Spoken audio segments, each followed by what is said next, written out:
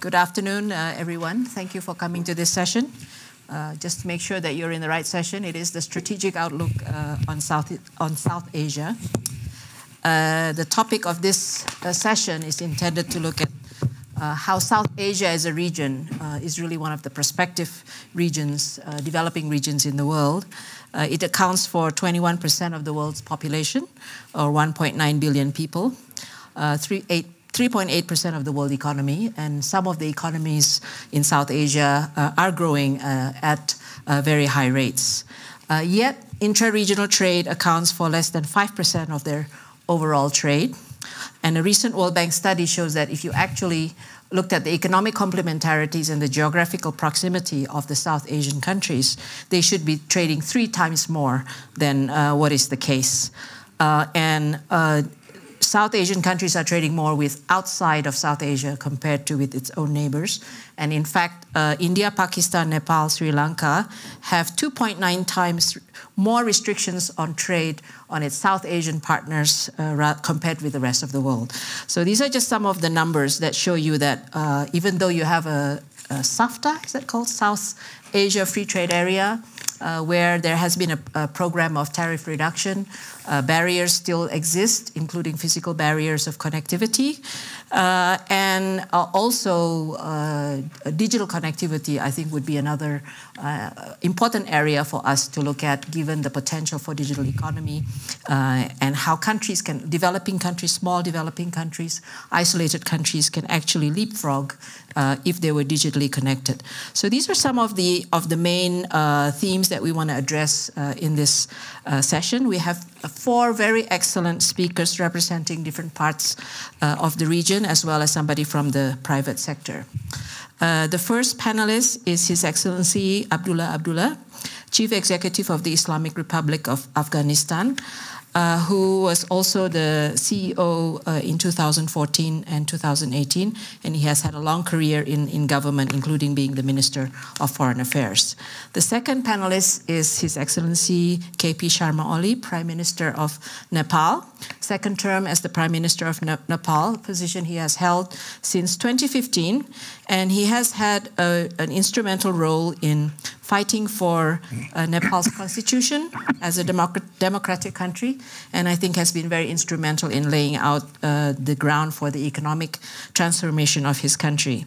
Third panelist is Sigve Brekke, President and CEO of Telenor Group, Norway, which is a telecommunications company dealing with mobile, broadband, and TV services with a strong footprint everywhere in the world, I think, but also in South Asia as well as Southeast Asia.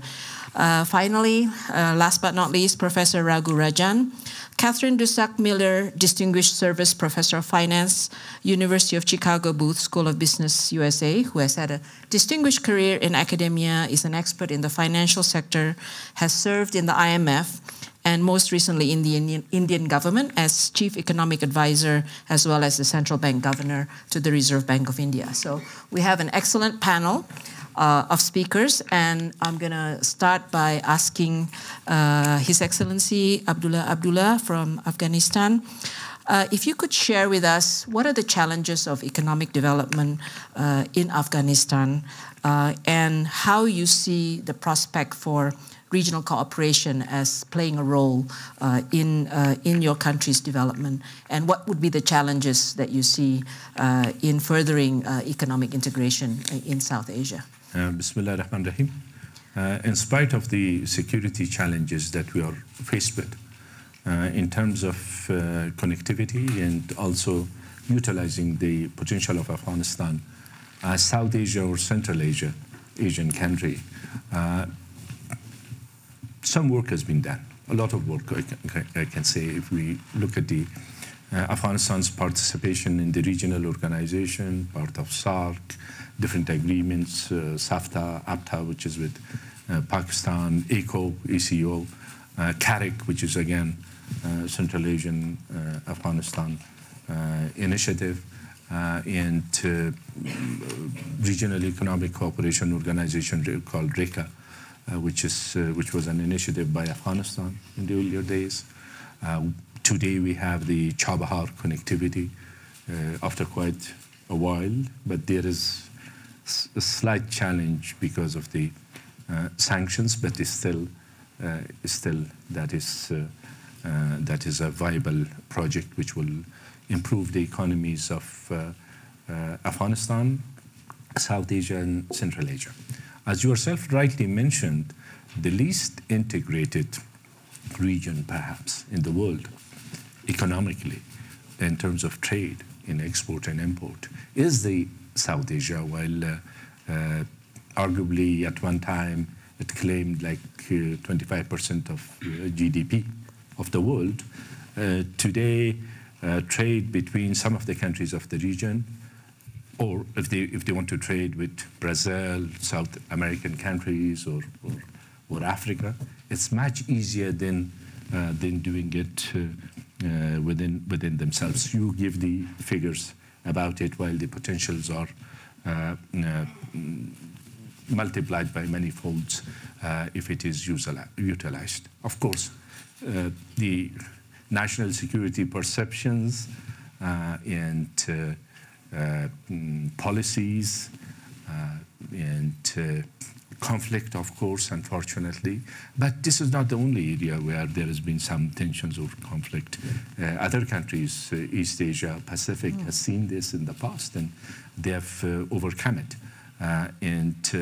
So that's the picture at the moment. But Afghanistan, through some projects, regional projects like TAPI, which is Turkmenistan, Afghanistan, Pakistan, and India, gas transmission project, TAP, which is between Afghanistan and Pakistan, that's mainly electricity, Khaza 1000, which is Central Asia, Afghanistan, and Pakistan, Digital Khaza, which is mainly the digital aspect of it, the fiber optic connectivity. Afghanistan has a unique position.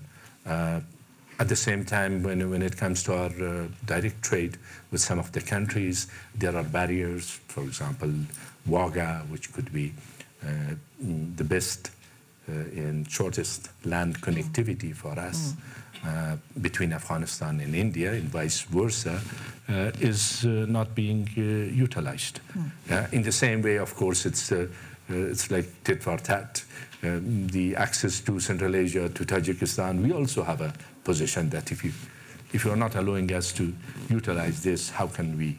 So these are the sort of things, and on top of that, tariff barriers, non-tariff barriers, which emerge and creates uncertainty, and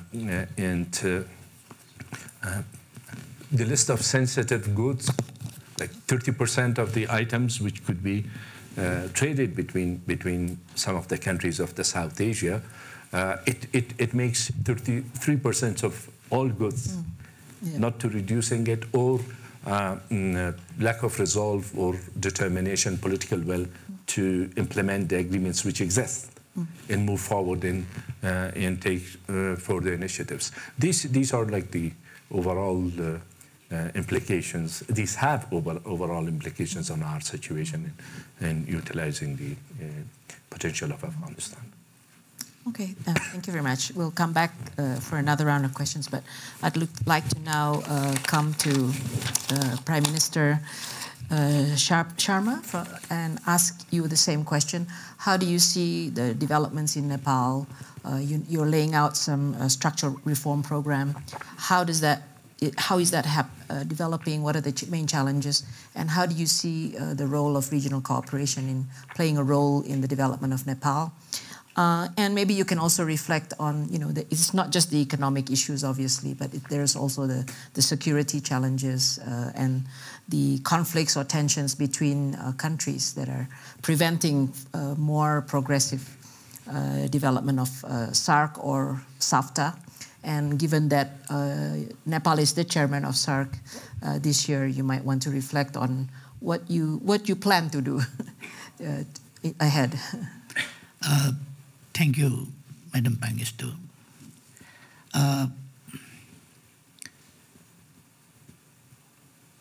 Nepal has just entered into a new phase, new stage. Nepal is developing and changing very fastly, politically and economically.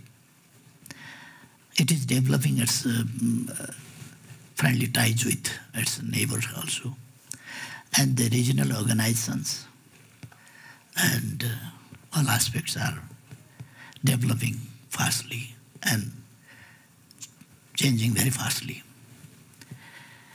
Nepal promulgated a new constitution, democratic constitution, and established a federal democratic republican system. And according to the constitution, we had to make some laws, and now we completed about the structural changes according to the constitution to implement the constitution accurately. And now we are focusing our entire endeavors and efforts to the economic development for good governance and economic development. Our motto is prosperous Nepal, happy Nepali. And to materialize that national desire, we are concentrating ourselves. And we are introducing new policies and bringing reforms in each and every field of economic aspects as well, and social. And we are introducing social justice, improving all sectors of our society, and justice and equality, empowerment of women, and bringing the backward sections of society in the front lines. With these efforts, now we have entered into a new situation where we are optimistic, and we are doing our best to expand our role and increase our role in the regional and international affairs also. And on the question of regional cooperation and regional development, South Asia, as you mentioned, that is a country of, is a region of learned people with great civilization. And we have genetic memories of our learned ancestors. And we have very excellent diversity from the top of the world, Mount Everest, to the Bay of Bengal and Indian Ocean. And this diversity, within this diversity, we have very fertile land and young population, mostly. And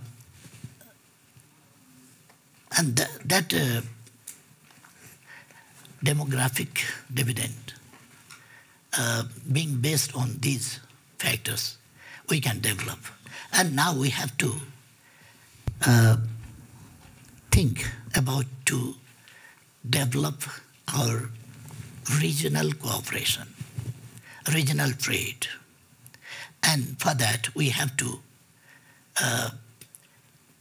create such a situation where equality, justice, and win-win situation for all, so that we can develop, and no one, no nation, no people will remain back.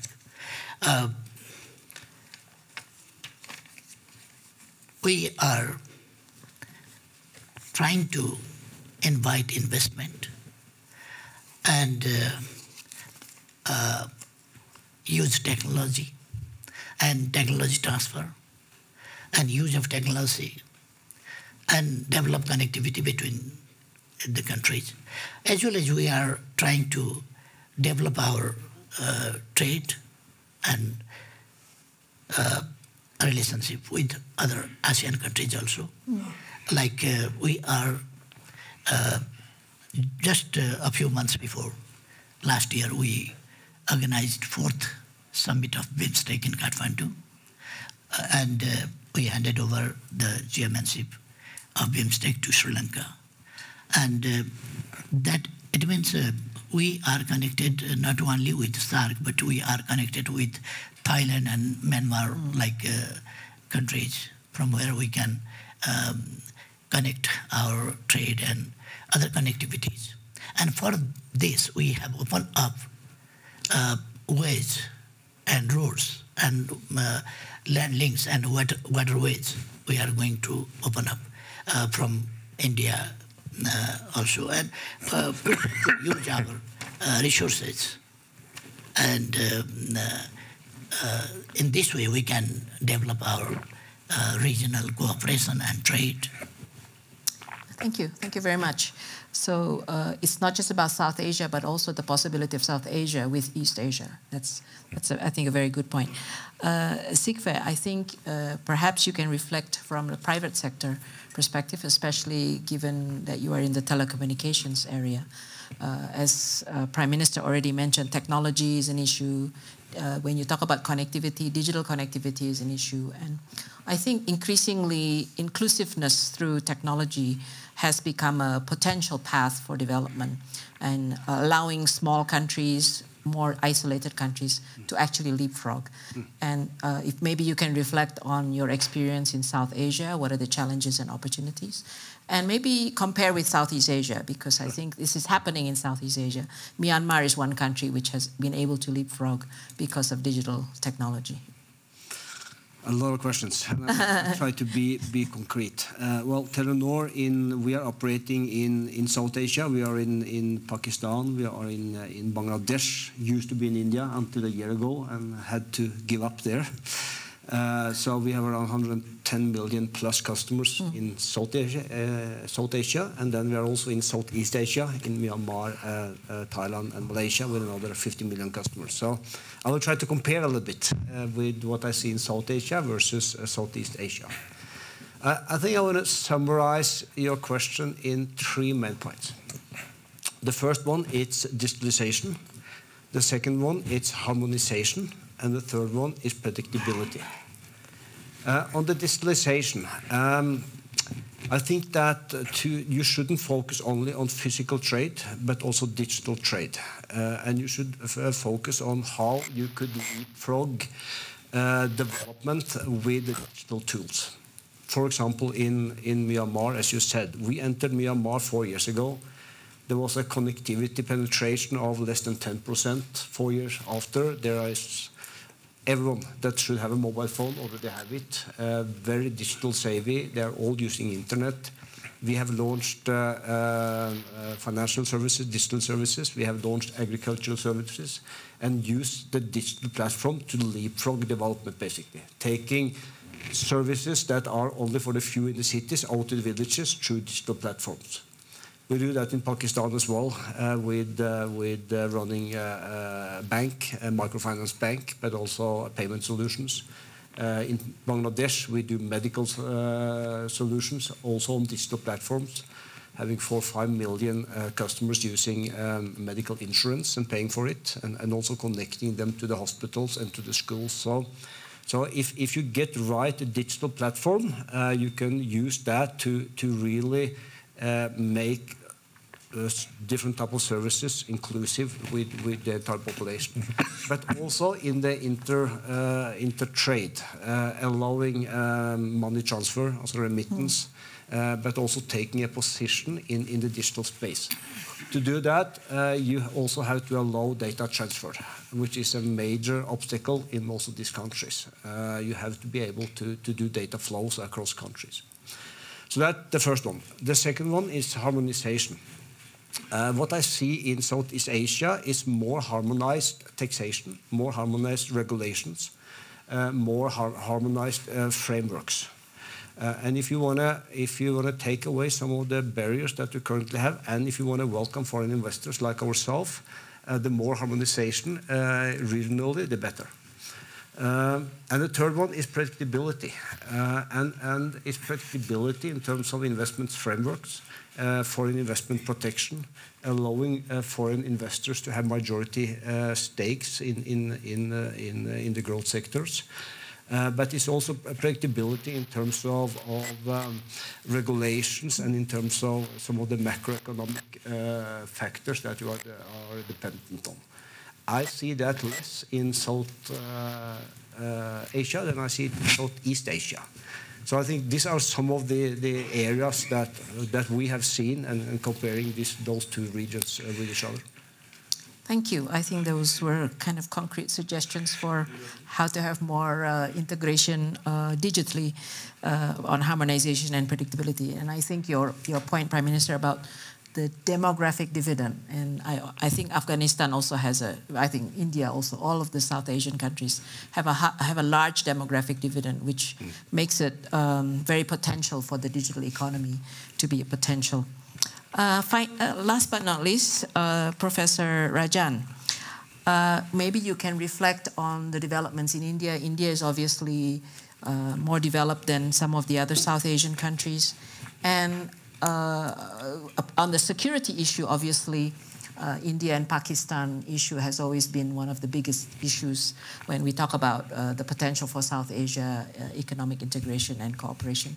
I don't know whether you want to reflect on that, as well as reflect on where India is in its development and how does it see regional cooperation, including that India is already negotiating with East Asia in the RCEP negotiations.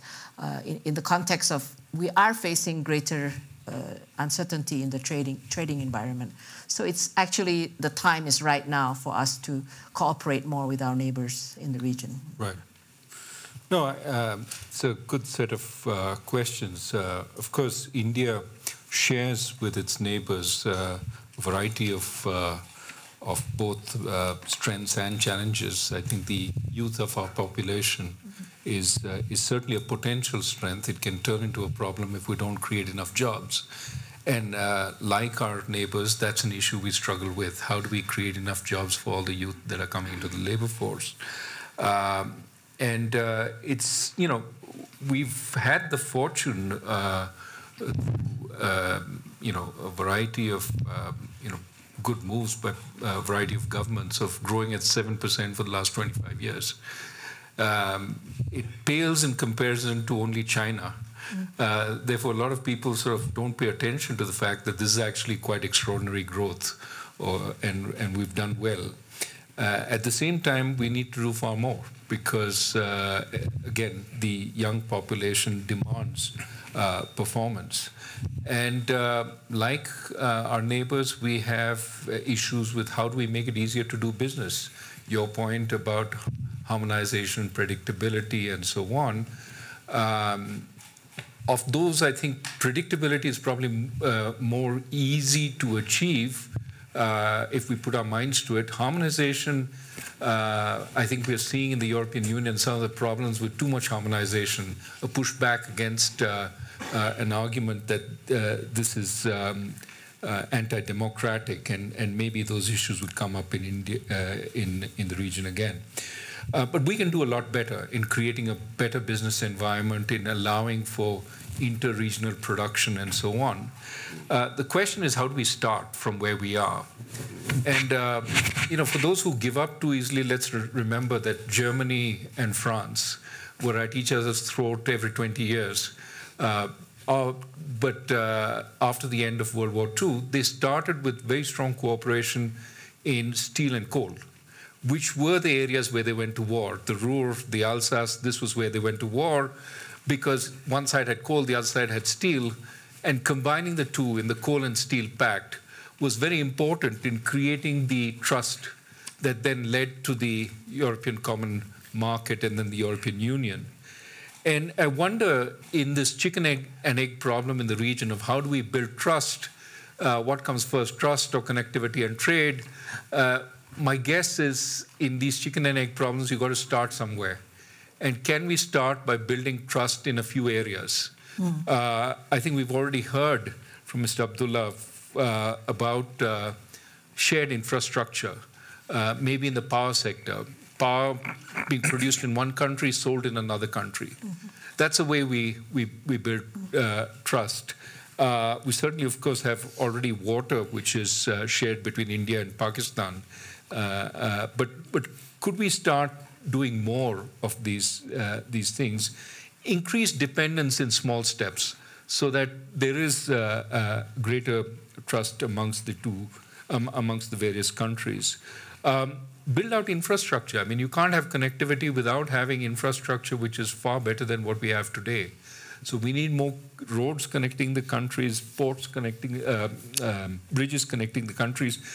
A lot of the trade, as you noted earlier, is through ports, when in fact we have direct borders. Why can't we build more connectivity in railroads and roads, and also be able to traverse each other's country, to sell Afghanistan, selling in Bangladesh or Nepal, using Indian infrastructure? Can we achieve mechanisms by which containers can be taken without being opened along the way? Those are important ways we can use the region.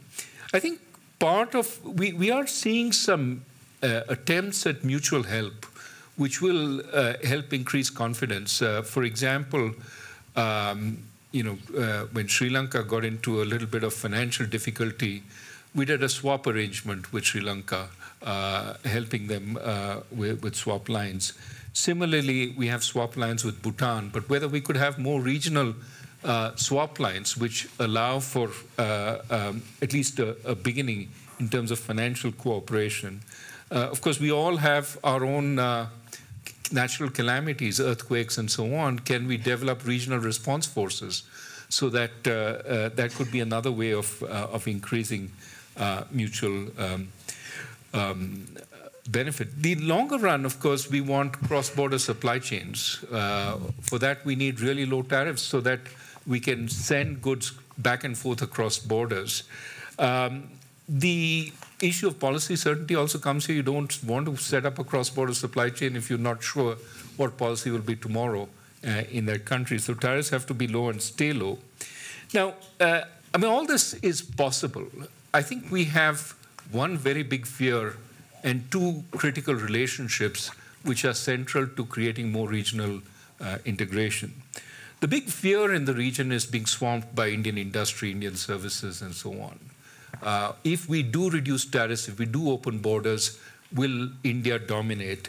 And I think increasingly as countries are developing their own industry, Bangladeshi textiles now is very, very competitive and will give India a run for its money. So my sense is as countries develop a little more, some of these fears will get assuaged. But we need to work on this and make sure it is a process by which both countries benefit. And there are ways we can enhance economic activity across. For example, more tourism in Nepal from India would easing that process, and vice versa, tourists from Nepal coming into India. Ways of escalating the relationship without the fears of trade swamping. And then the two relationships that we need to work on. We've already sort of talked about the missing country in this room, which is Pakistan, that we do need to develop a better understanding between, certainly between India and Pakistan, but also within the region, and embrace them more economically. And outside the region, I think the biggest relationship is China. The China-India relationship, as well as the relationship between the various regional partners in China. How does that play out, and how much does this become hostage to the China-India rivalry? That's the other issue that needs to be discussed. It is possible to have win-win, but it does need a lot of diplomatic, careful attention. Thank you for those very useful comments. That little steps, sub-regionals, sectoral, building trust. I think I'm afraid I've run out of time for you to have a second round, but I think I'll open up to the audience for questions, and then we can also have another round of questions. So may I now open the floor to the audience who would like to pose any questions to any of our panelists? Here. From there. Okay. Is there a mic? Is there a mic? Perhaps the room is small enough. Okay, so see, a lot of what is talked about just now by the panel, it's all very important, but it's all about what the government needs to do, a government can do. What about business? What role business has to play? Do businesses treat each other, the other country, as strategic markets or tactical markets? Do we need to develop a brand in these markets to create a pull? So I feel that business also has a very important role to play to increase trade between these countries. Absolutely. That's a very good question. If there are other questions, I'd like to take 2 or 3 questions before we ask the panelists to answer. Anybody else would like to ask? Over here?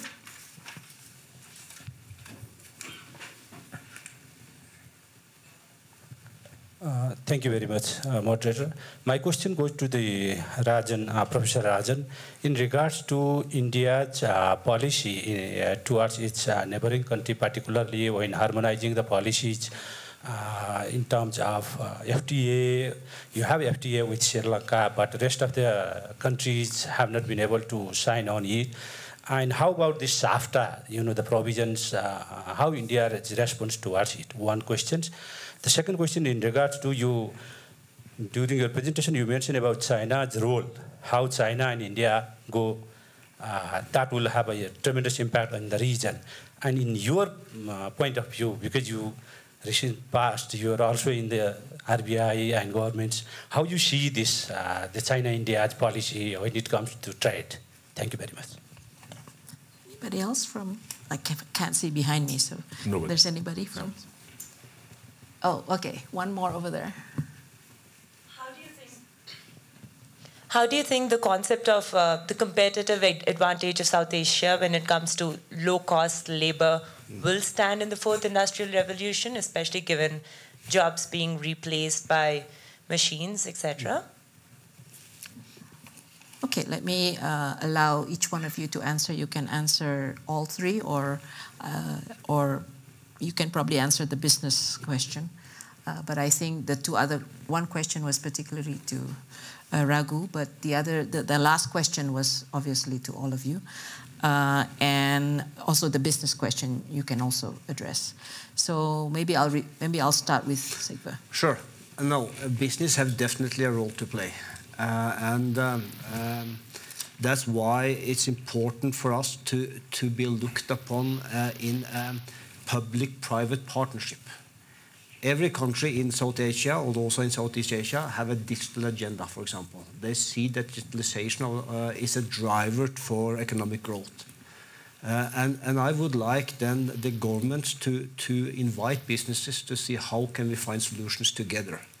And invite the businesses that are long-term, and along that also come with regulations which are predictable, which are also giving something back to the government. For example, rather than maximizing upfront payments every time you need some new licenses or also spectrum, put some obligations on the business. Put rollout obligations, for example, for companies like ourselves, to cover the entire population.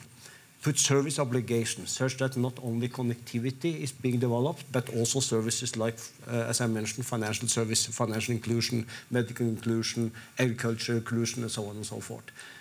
That is the way where government and businesses can develop things together. But to do that, you need predictability. You need also you need regulations and business-friendly protection. Then I also want to comment on the last question. Sure. The competitive advantages. I think you have at least 2 very, very good competitive advantages. One is the young population. It's the young population which are going to be leapfrogging the digital steps. They are going to move into as advanced digital services as they do in my country, Norway, or in other countries. And that's a big opportunity for you. And with that comes also innovation. And what I see in countries like Pakistan and Bangladesh, where we operate, there's a lot of innovation now coming. New startups are being established. People coming back from the US or from Europe because they see the opportunities actually for developing of new services on digital platforms. innovation drive that you have, I think you should utilize along then with the young population that you have. And if you do this right, you can leapfrog many other countries which are more established. Okay. Excellency Abdullah, maybe you can also reflect on what was just mentioned, that we have a young population, and also Nepal. But education may be a big challenge. Yeah. We are talking about a region where 32% of poor people live here. In South Asia. In South Asia. And then we have a young generation, young population demographically, which is an advantage, and also as the lady questioned earlier, with the advancement in technology, it could turn into a challenge. We are living in a completely different world today. It's not like industrial revolution or medieval eras where the pace of changes will be slow, predictable, where to focus, where to not. Certain countries has their own advantages, and then we are in this, with the speed that technology is moving forward. One is to focus on the daily issues, which were part of it were mentioned here: obstacles, barriers, tariff, non-tariff barriers, sensitive goods, and so on and so forth, and a more leveled playing field for the businesses. But does any government has come up with a policy where to focus on education? It's extremely unpredictable and uncertain where to focus today. Is it only mathematics and alphabet and partly technology and so on and so forth? In 10 years' time, where we will be with the technology? So apart from focusing on the immediate challenges, which comes the role of the private sector in the research and development, as well as otherwise looking ahead towards the future. We need to deal with it with the foresight. This is not only related to the South Asia. This is a global phenomenon, but the teachers which are teaching today, in 10 years' time, they will be lagging behind many leaps. So where is the future of education, information, technology, and all together? These are the questions that the statesmen as well as business leaders need to focus. This is the issue. Thank you. Excellency? My country, Nepal, right now, or until now, is in a weaker position in economic terms. But because of the political system and instability, Nepal was left behind. But now there is political stability. And policy also, in each and every field, policies are stable. So stable policies, clear vision, and stable government we have. And we are giving importance to not only the public sector, but also the private sector, and equally the cooperative sector, to create job opportunities for the young people, and formal education to the children, and vocational and skill training to the youths and other people. Because working population is more than 60% in our country. So it's very important to create new jobs.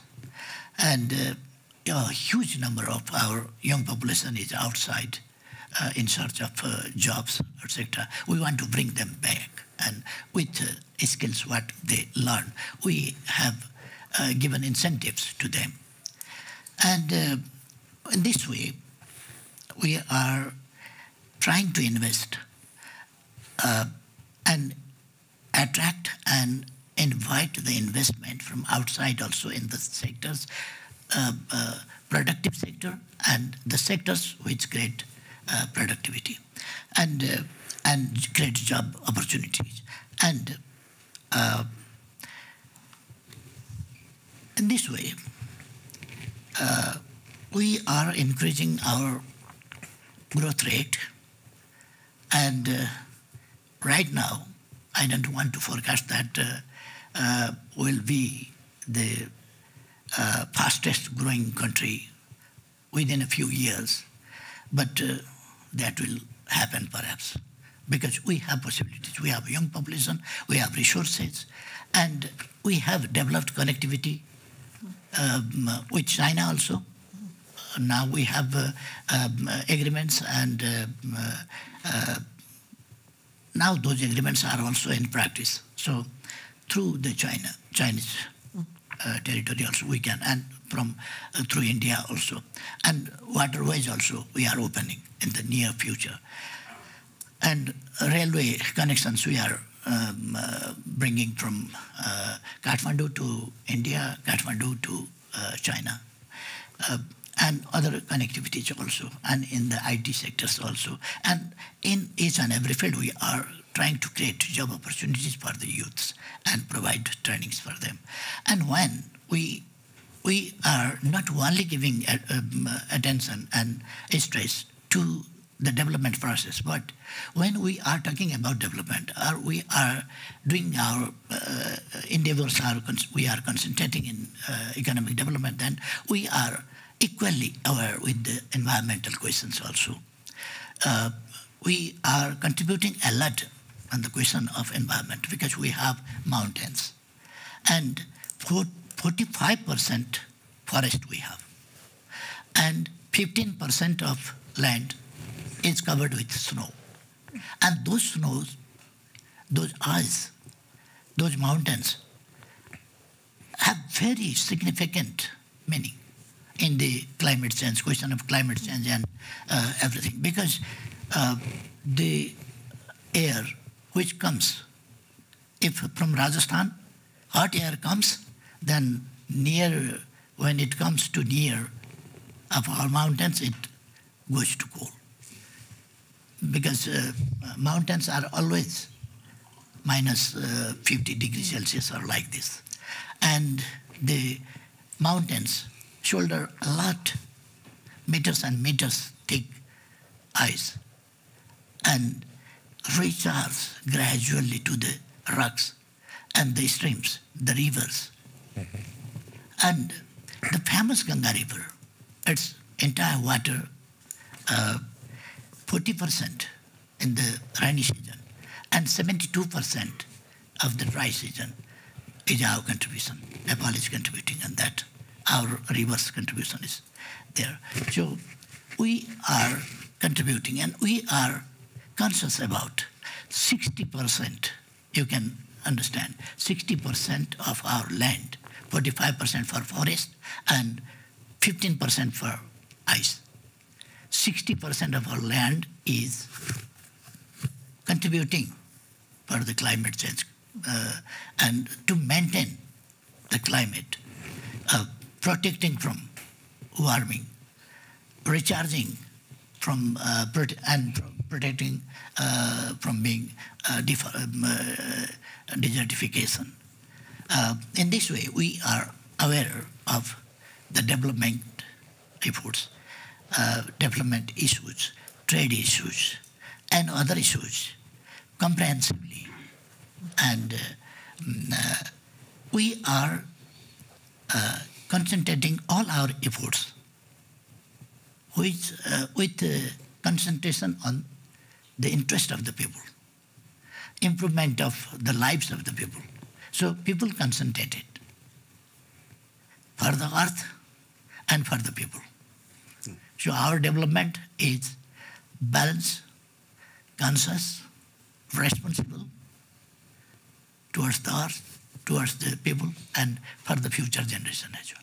Thank you, Prime Minister. I think the emphasis on sustainable development should never be forgotten. Professor Rajan, there was a question specifically to you, and if you want to comment on the fourth industry. A couple of other issues on business itself. I mean, apart from business, the social sector could be another way, non-government way For example, there are excellent technological institutions around the region, and could we have more sharing of students across borders? The IITs, for example, are a first-rate set of institutions. We already take a number of people from different countries, and could there be more sort of opening? So people movement. People movement, understanding also. The youth going into a different country at an early age, they see what it's like, and there's more of an understanding that is built up. On the China-India issue, I think the reality is that I'll wear my academic hat, not wear my Indian hat, that historically India has seen the region as part of its bailiwick. And of course, China has grown today much bigger than India and is posing an alternative to India. And that, of course, certainly creates tensions in some quarters in India. But also in those countries, they're saying, why not? We have a big alternative to India, which is willing to put money, which is willing to invest in infrastructure. Why not take advantage of that? My sense is it does raise some issues which have to be managed over time. I think it's good to have competition in general.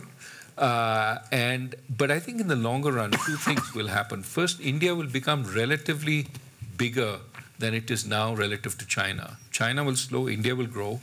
And the competition between the two for countries in the region will become more even. India will be more capable of putting resources to work, including infrastructure, which China now promises.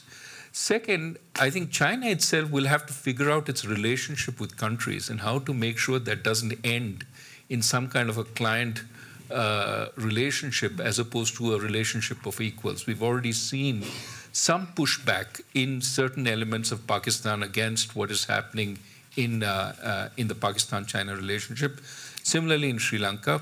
But I think China is also learning in this process how to manage the relationships with countries so that those countries don't become a dependency. They actually are equal. I think all this is, over time, will be good for the region. There will be much stronger relationships both with India and China, but the region itself will benefit, and we should emphasize that. Lastly, fourth industrial revolution. I mean, it's very easy to imagine artificial intelligence all over the place. None of us have jobs and so on. I think it'll take time. And in that time, we have time to respond. My sense is, we're still not doing enough on manufacturing within our countries and in regional manufacturing. I mean, heavy stuff, it's hard to trade long distances. So there's a lot of scope for trading commodities, for trading steel, copper within the region. And so we can go a long way. I think there is an opportunity of trading services within, creating sort of regional companies even, which understand the pattern, for example, of local borrowing. How do people in South Asia borrow? And using that kind of information, do a better job than the existing banks. For that, we have to allow people to realize the economies of scale within the region. And that means focusing on giving the ability for cross-border FDI and so on. There is a lot of work to do, but there's a lot of opportunity still. Thank you. Optimistic note. In the last 7 minutes left, I'm just going to pose one question and for all of you. Whenever we talk about South Asia cooperation, we tend to get pessimistic because it's just too challenging. But I think Professor Rajan actually provided a way forward that let's take small steps, whether it's sub-regional cooperation between borders for infrastructure or the liberalization of air services between India and Afghanistan, India and Sri Lanka. These are small steps, but have had a huge impact. If each one of you can think of a quick win that's practical, that's doable, that will have an impact, what would it be? Thinking what would be a quick win, if you like. And I think specifically to Professor Rajan, ASEAN only progressed when Indonesia, the largest country, actually decided to take a leadership role and have an open policy. So is India in a position to do that? So we'll go around again. His Excellency Abdullah. These small steps do matter. Sorry, we have 6 minutes left, so 1.5 minutes each. Okay. And this regional, the local trade between India and Bangladesh recently. That's an example. It has made a lot of differences. As far as in Pakistan is concerned, this issue, overcoming the issue of Wagah, and also from Pakistan's perspective, their access to Central Asia, to Tajikistan, trilateral agreement is something that they are seeking. These will be these will have big impacts on our situation. It's we have tried in the past. We'll continue to do so. Hopefully, on the basis of common interest, we will be able to overcome the challenge, and then everybody will benefit. Central Asia and South Asia, Afghanistan included. Thank you. Sigve? Yeah, my short advice would be financial inclusion. Allow financial inclusion for the entire population. That's not going to be happening with existing banks. It will happen on digital platforms. Because that takes away inefficiency, it increases productivity, and it also takes away the grey economy. The second one, it's increase transparency and fight corruption. And that we haven't discussed that. I think that's extremely important if we want to both the national economies to grow, but also if we want to create that this regional cooperation. Thank you. Excellency. As the chair country of South Asia Organization SAARC, we are trying our best to develop political understanding between the member countries, SAARC, South Asian countries. As well as we are trying our best to develop connectivities like connectivity or connectivity in electricity or other connectivities. And we are discussing about tariffs and non-tariffs things, and we can bring them in a favorable situation, I think. And we have to develop understanding and remove misunderstanding and develop trust and remove untrust or mistrust among the member states and the regional countries. And we have to develop our regional trade, as we talked about. And for us, like Nepal, we cannot wait for a long time. We have to develop very fastly. So everything, in every aspect, every side, we are doing things very fast. With China, with India, with Bangladesh, and with other neighboring countries as well, we are doing new agreements and implementing them. And internally, we are making new policies to achieve our goal of faster development and to control corruption, as we mentioned. Control corruption and provide service to the people. In this way, our efforts are, as the chairman of SAARC, to hold the SAARC summit in the near future and develop the all-round ties and a relationship between the countries in the region. Thank you, Prime Minister. Professor Rajan? Well, I just want to echo what you said, which is that India is the largest country within the region, and to that extent it could play the role that you said Indonesia played, which is not so much lead the process as be willing to make a little more in terms of concessions for people who fear that their opening up will lead to a swamping by Indian industry. Can we make a little more in concession, but then see the promotion of trade? There are many places where India has sort of funded the process. I mean, just a very small example, at the RBI, we hold the data for the SAARC region, and we manage that process. They feed the data to us. We host the database, but we pay for that. That's an example of the kinds of things that India does. But we can certainly do more, and we can certainly, on the trade side, perhaps allow a process by which tariffs come down, but as countries get comfort that they're not being swamped by Indian industry. But I think it's very important for Indian industry also to take steps to push government to start the process of region. And I think as the industrial countries look harder to do business with, this regional focus will increase. And so I'm optimistic that we will have a more integrated region, maybe 5 Davoses from now. Thank you. And that's a good optimistic note to end on. These things, I'll just, 3 concluding remarks. These things do take time. In the case of ASEAN, it took us 20, 30 years before we start with the trust, dealing with the political issue before we went into the economic issue. But it did happen with leadership and everybody committed.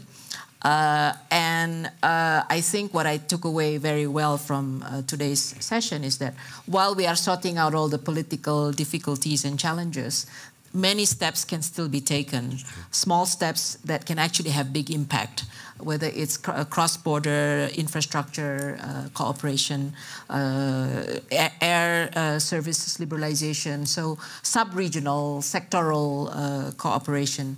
And finally, there was a lot of discussion about the role of business, financial inclusion.